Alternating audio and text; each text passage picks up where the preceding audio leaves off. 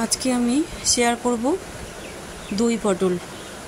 তো দই পটলের জন্য এখানে আমি কতগুলো পটল নিয়েছি, 300-350 মতো পটল নিয়েছি। ভালো করে খোসা ছাড়িয়ে নিয়েছি, একটু অল্প খোসা আছে ওর মধ্যে। আর খোসাটাকে আমি ছাড়িয়ে ভালো করে ধুয়ে নুন হলুদ মাখিয়ে রেখেছি। আর এখানে নিয়েছি টক দই ফাটিয়ে নিয়েছি, একটু পোস্ত, চালমগজ আর কাজু বেটে নিয়েছি, গোটা গরম মশলা আর তেজপাতা ফোড়নে দেব। আর আমি নিয়েছি এখানে একটু আদা বাটা, কাঁচা লঙ্কা, টমেটো। আর এইখানে একটা মশলা বানিয়ে নিচ্ছি, একটু ধনে গুঁড়ো, জিরে গুঁড়ো, নুন, একটু মিষ্টি, একটু অল্প কাশ্মীরি লঙ্কা গুঁড়ো, আর সব পরিমাণ মতো দিয়ে জলে গুলে রেখে দিয়েছি। কড়াটা গ্যাসে বসিয়ে দিয়েছি। তেলটা গরম হয়ে গেলে পটলগুলো দিয়ে ভালো করে ভেজে নেব। তো তেলটা গরম হয়ে গেছে, পটলগুলো আমি তেলের মধ্যে দিয়ে ভালো করে নাড়াচাড়া করে একটু ভেজে নেব। একটু লাল লাল করে ভাজতে হবে।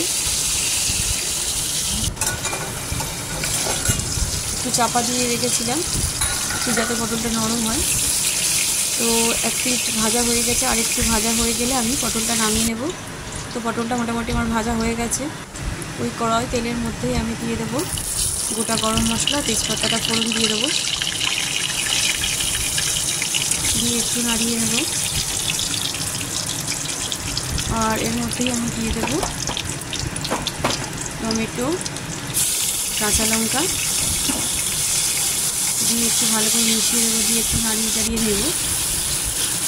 টমেটোগুলো একটু মজে গেছে, মজে এলে ওর মধ্যে আমি দিয়ে দিলাম আদা বাটাটা।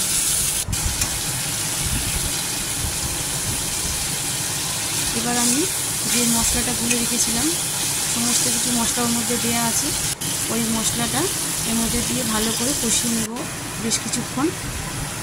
আমার কষানো হয়ে গেছে, আমি এর মধ্যে পটলগুলো দিয়ে দিলাম। ভাজা পটলগুলো দিয়ে বেশ খানিকক্ষণ কষিয়ে নেব। খুব ভালো কষানো হয়েছে, পাশ দিয়ে তেলটাও বেরিয়ে তোমরা দেখতে পাচ্ছ।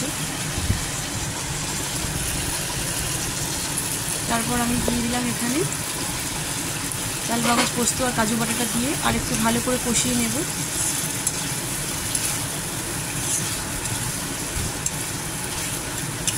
এটা ভালো করে কষানো হয়ে গেলে এর মধ্যে আমি দিয়ে দেবো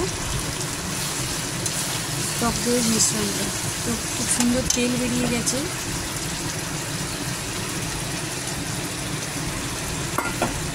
ওই 100 মতো টক দই দিয়েছি, আমি ভালো করে ফাটিয়ে রেখেছিলাম।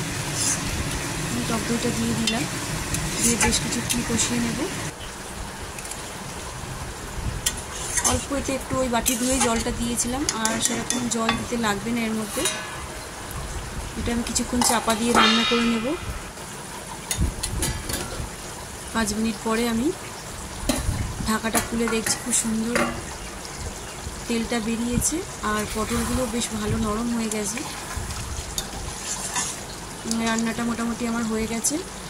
আমি এর উপর দিয়ে দেবো আবার একটু গরম মশলার গুঁড়ো আর একটু ঘি। পটলটা এমনিতে খেতে খুব একটা ভালো লাগে না, এইভাবে রান্না করে খেলে কিন্তু ভীষণ ভালো লাগে খেতে।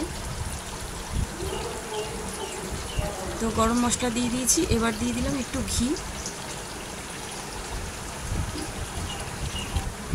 তো হয়ে গেছে আমার রান্নাটা, আমি নামিয়ে নিয়েছি।